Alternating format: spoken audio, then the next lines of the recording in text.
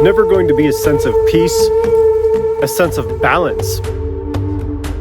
The land teaches us patience, for mountains are not shaped in a day, and neither are the hearts of a people who carry centuries of resilience. People continue to remain in ignorance, willful ignorance. As many as 4,000 innocent Native Americans died on the evil Trail of Tears. Don't you think the truth about the Trail of Tears should be taught in America's schools? When we realize that the land that is beneath our feet is American Indian land, and that it was taken out from underneath their feet without their permission, taken by force, until our so-called glorious, beautiful government can own up to this. The sooner they own up to this, the better everyone can coexist. Lots of U.S. citizens and people with valid identification are getting caught up in the Trump administration's crackdown on illegal immigration. These individuals include Native American actress Elaine Miles. When you have groups of people within politics who are getting paid to be narcissistic, who are getting paid to uphold the lie that they founded this country, there's never going to be a sense of harmony, ever. Elaine Miles says ICE agents approached her last month near a bus stop in Redmond, Washington, asking her for her ID.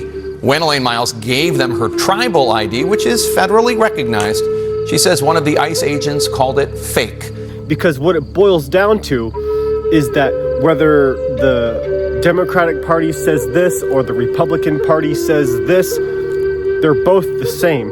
And they're both basically, in a nutshell, getting paid to uphold corruption, to uphold lies. Elaine, I'm so sorry this happened to you. What happened after he called your ID fake? They just kind of kept arguing with me about it, and I kept telling them that it was from a federally recognized tribe in Eastern Oregon, and it's a federal ID, and only enrolled members can get those. Because they kept saying anybody could make them. And I was like, that's not fake, it's a real ID. Certainly ironic, somebody telling a Native American she's not necessarily in the country legally. All I've ever demanded, all I've ever fought for, all I've ever been shot for, all I've ever been stabbed and beaten for, or thrown in jail or prison for, is to ask and demand any way, shape, or form that the United States of America live up to its own laws. This ICE organization that is trying to say that American Indians are illegal immigrants, that they are undocumented illegal immigrants. In a statement to CNN, the Department of Homeland Security says, quote, allegations that DHS law enforcement officers engage in racial profiling are disgusting, reckless, and categorically false. ICE was conducting targeted immigration enforcement traffic stops and encountered Elaine Miles driving a vehicle registered to an illegal alien.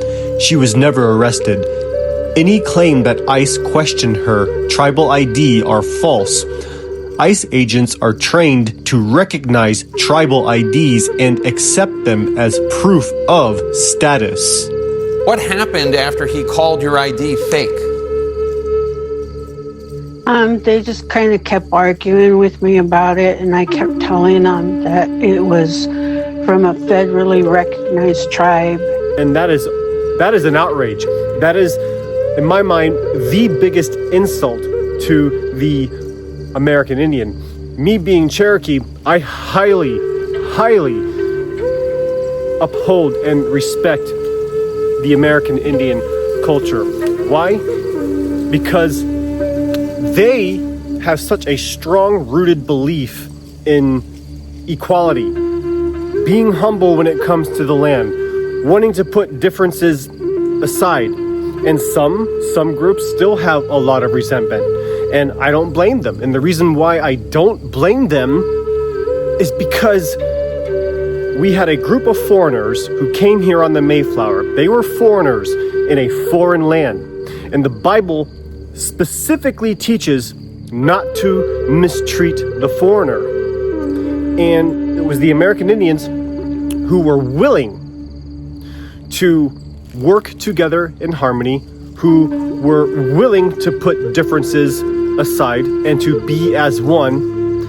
And this delusional group of people who came here, on the Mayflower, who lived basically under the seal of greed, self-centeredness, racism, pride, and arrogance, could not see past racism, could not see past jealousy, and could not see past their own selfish, greedy ways.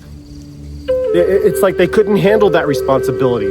And so when they made the compact on the Mayflower, it was an insult. In my mind, it was a complete slap in the face. It was a complete slap in God's face, because that so-called wonderful, beautiful compact that they came up with totally disregarded God's word. It was a disrespect to what the Bible actually teaches in regards to the importance of upholding and respecting the foreigner, in which it was the American Indian who demonstrated that respect to those foreigners who came to this foreign land. This land was foreign to them. They were the foreigners, not the other way around. The indigenous people are not the foreigners here. My ancestors who came here long ago, they were the foreigners. And then as a result of, different cultures and stuff mingling together, hence my American Indian roots, hence my, indigenous roots, which I am proud to carry. And it is my goal to continue to take a stand for the American Indian, because it is an all-out outrage that this organization, this ICE organization, is hailing the American Indian culture as undocumented illegal immigrants. It is a slap in the face, and it is a slap in God's face. It is a slap in the Great Spirit's face.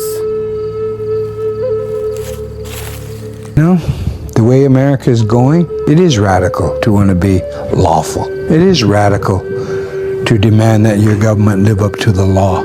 Definitely in a country that has been at war every year of its existence. Hello? Knock, knock. No one is illegal on stolen land.